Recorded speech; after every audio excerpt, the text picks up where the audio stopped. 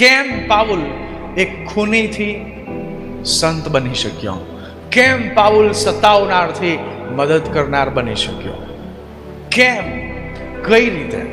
અને એનું કારણ શોધવું, શું કરવામાં આવ્યું? આવો આપણે વાંચીએ ફિલિપી એનો 3 અધ્યાય અને એની 12મી અને 13મી કલમને.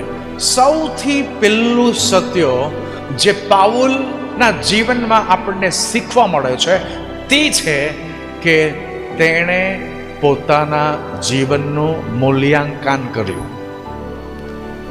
આપણે પોતાના જીવનનું શું કરવું જોઈએ? મૂલ્યાંકન કરવું જોઈએ.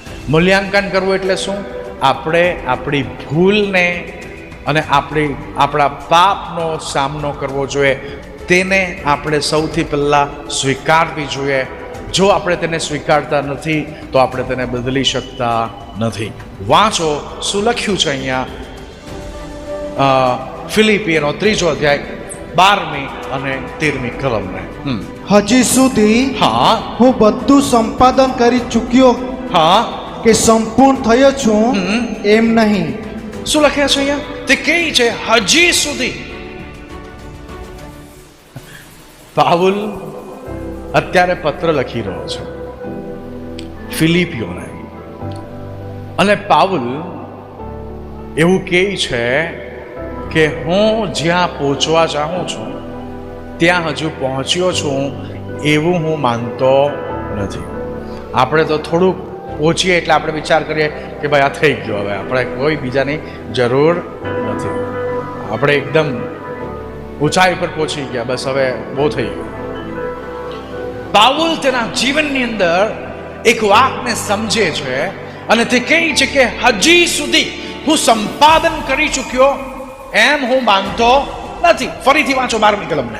હજી સુધી હા હું બધું સંપાદન કરી ચૂક્યો હા કે સંપૂર્ણ થયો છું હા એમ નહીં. જો મહત્વપૂર્ણ બાબત એ કહી છે હું સંપૂર્ણ થયો છું એમ નહીં. આ પાઉલ કોણ છે? પાઉલ એ વ્યક્તિ છે કે જેણે બાઇબલના 13 થી 14 પુસ્તકો લખ્યા.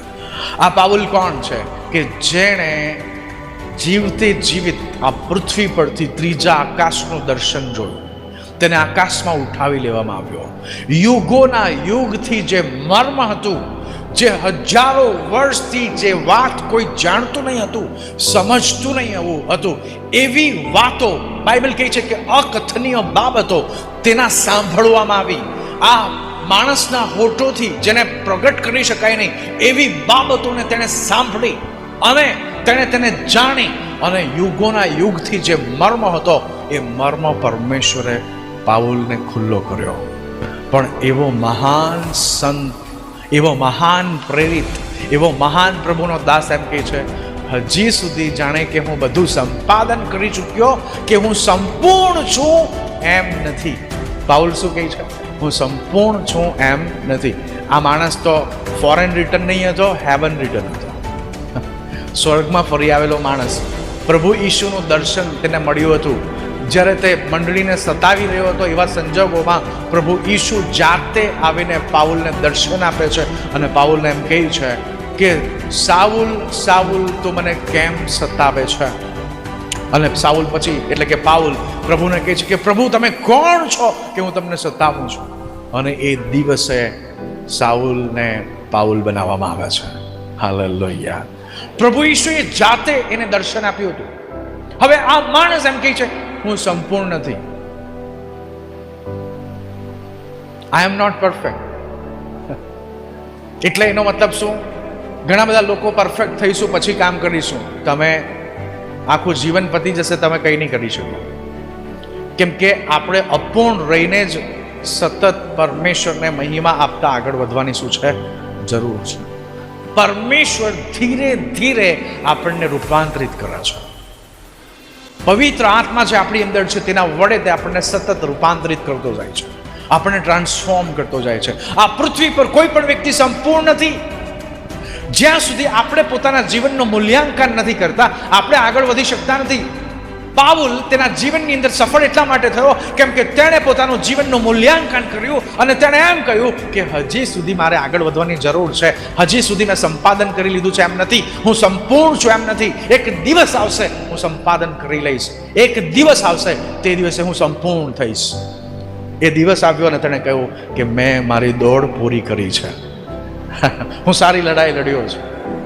પણ ત્યાં સુધી આ માણસ સતત પોતાના જીવનનું મૂલ્યાંકન કરતો રહ્યો અને તેના જીવનની અંદર જે ભૂલ તેનાથી થઈ તેને સ્વીકાર કરી અને એટલું જ નહીં પણ તેણે પોતાના જીવનને એ ભૂલથી સુધારી લીધો. હાલેલુયા. 13મી કલમ સુધી વાંચો, શું લખ્યું છે તે? હા, સંપૂર્ણ થયો છું એમ નહીં. સાંભળો, જેમ જેમ આપણે વૃદ્ધિ પામીએ છીએ ને તેમ આપણને ખ્યાલ આવે છે કે મારે મારા જીવનના કયા ક્ષેત્રોમાં સુધારાની જરૂર છે. આપણે પોતાના જીવનને રોજ સુધારવું પડે છે, રોજ. અને આપણા જીવનનું મૂલ્યાંકન આપણે રોજ કરવું પડે છે. આપણે રોજ એક નવી ઊંચાઈ પર જઈ શકીએ છીએ. પણ આપણે આજે ઘણી બધી વખત શું કરીએ છીએ ખબર? આપણે મૂલ્યાંકન કરવા તૈયાર નથી. આપણે આપણી ભૂલોનો, આપણા અપરાધ કે પાપોનો સામનો કરવા તૈયાર નથી. આપણે તેમને સ્વીકારવા તૈયાર નથી. અને આપણે આપણા જીવનની અંદર કોઈ સુધારો કરવા તૈયાર નથી. આપણે જડ બની જઈએ છીએ, આપણે સ્ટબન બની જઈએ છીએ, જડ બની જઈએ છીએ. અને આપણે પોતાના જીવનમાં કોઈ એ સત્યને માનવા તૈયાર નથી. પણ પાઉલ કહે છે કે હું સંપૂર્ણ થયો છું એમ નથી. અને પછી શું કહે છે એના પછી આગળ વાંચો. પણ જેને સારું, હા, ખ્રિસ્ત ઈસુએ મને પકડી લીધો. હા, તમને શેના માટે પ્રભુએ પકડ્યા છે યાદ રાખો. લોકોને પરમેશ્વર પકડે કોઈ ચોક્કસ હેતુને માટે અને પછી માણસ બીજા હેતુને માટે કામ કરે. સાંભળો, અહીંયા લખ્યું છે, પાઉલ કહે છે જે હેતુને માટે પ્રભુએ મને પકડી લીધો છે એ બાબતને હું કરવા ચાહું છું. વાંચો શું કહે છે? જે હેતુને માટે પ્રભુએ મને પકડી લીધો છે તેને હું પકડી લઉં માટે હું આગળ ધસું છું. હું કઈ તરફ વધી રહ્યો છું? હું આગળ ધસી રહ્યો છું. આપણે આપણા જીવનની અંદર જો સફળ થવું હોય તો પાઉલના આ સિદ્ધાંતને આપણા જીવનમાં કામે લગાડવું પડશે. પ્રભુએ આપણને કયા હેતુ માટે બોલાવ્યા છે તે હેતુને સ્વીકારીને આપણે આપણા જીવનમાં આગળ વધવાની જરૂર છે અને આપણે પ્રભુને મહિમા આપવાની જરૂર છે.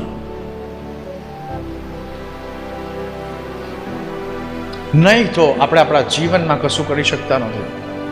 નીતિ વચનમાં લખ્યું છે 28 અને એની 13મી કલમમાં વાંચો શું લખ્યું છે. નીતિ વચન એનો 28મો અધ્યાય અને એની 13મી કલમને જે માણસ પોતાના ઉલ્લંઘનો છુપાવે છે, જે માણસ પોતાના ઉલ્લંઘનો શું કરે છે? છુપાવે છે. પાઉલની જીવનની કથા બધાની સામે હતી. પાઉલની જીવનનું સત્ય લોકોની સામે હતું. તેને લોકો ખૂની તરીકે ઓળખતા હતા, તેને લોકો સતાવનાર તરીકે ઓળખતા હતા.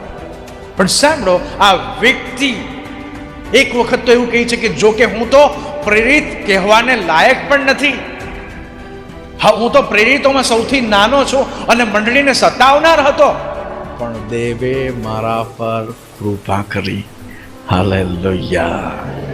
સાંભળો, એ કૃપા તમારા જીવનોને બદલી નાખ્યા છે. તે તમને ખૂનીથી સંત બનાવી શકે છે, તે તમને સતાવનારથી મદદ કરનાર બનાવી શકે છે. પણ પસંદગી આપણી હોય છે. આપણે એ જ ઉલ્લંઘનો અને એ જ પાપોની અંદર એ જ દોષ ભાવમાં જીવા માંગતા હોય તો એ પસંદગી આપણી છે. પરમેશ્વર આપણને આઝાદ કરવા ચાહે છે, આપણને એ જગાથી સફળતાની જગા પર લાવવા માંગે છે. સાઉલ તેના જીવનમાં સ્વીકારે છે કે મેં ખરેખર મંડળીને સતાવી. સાઉલ પોતાના જીવનમાં સ્વીકારે છે કે મેં સ્ટીફનના ખૂનના એનો દોષ ખરેખર મારા માથા પર છે, કેમ કે મેં ટોળાને ઉપસાવ્યો તેને પથ્થર મારવા માટે. પણ સાંભળો, હવે ત્યાં વાત ખતમ થઈ જતી નથી. હવે એ પોતે એવું નથી કહેતો કે ભાઈ હવે આવો વ્યક્તિ હોવાને કારણે હવે હું દેવની સેવા કરી શકું એમ નથી. ના, તેણે પોતે પ્રભુની કૃપાને તેના જીવનમાં સ્વીકારી. જ્યાં સુધી તમે પોતાના જીવનમાં દેવની કૃપાને નહીં સ્વીકારો ત્યાં સુધી તમે દોષ ભાવથી આઝાદ નહીં થઈ શકો અને તમે તમારા જીવનમાં આગળ નહીં વધી શકો. સાઉલ પાઉલ એટલા માટે બની શક્યો, સાઉલ પ્રેરિત પાઉલ એટલા માટે બની શક્યો, સાઉલ સંત પાઉલ એટલા માટે બની શક્યો કેમ કે તેણે દોષ ભાવમાં રહેવાનું ઈચ્છ્યું નહીં, પણ દેવની કૃપાને તેણે પોતાના જીવનમાં સ્વીકારી. હાલેલુયા. અને જેમ અહીંયા લખ્યું છે તેમ કે જે માણસ પોતાના ઉલ્લંઘન છુપાવે છે તે શું કરે છે? વાંચો. જે માણસ પોતાના ઉલ્લંઘનો છુપાવે છે હા, તેની આબાદી થશે નહીં. તે કદી પણ વૃદ્ધિ પામવાનો નથી. એ માણસ આગળ વધી શકતો નથી, એ રોકાઈ જાય છે. પ્રભુનું વચન કહે છે કે માણસ અટકી જાય છે.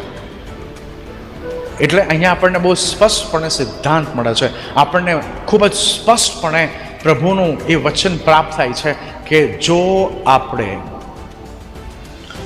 એ પ્રભુની કૃપાને આપણા જીવનમાં સ્વીકારીએ છીએ તો આપણી પાસે વૃદ્ધિ પામવાની તક છે, આગળ વધવાની તક છે.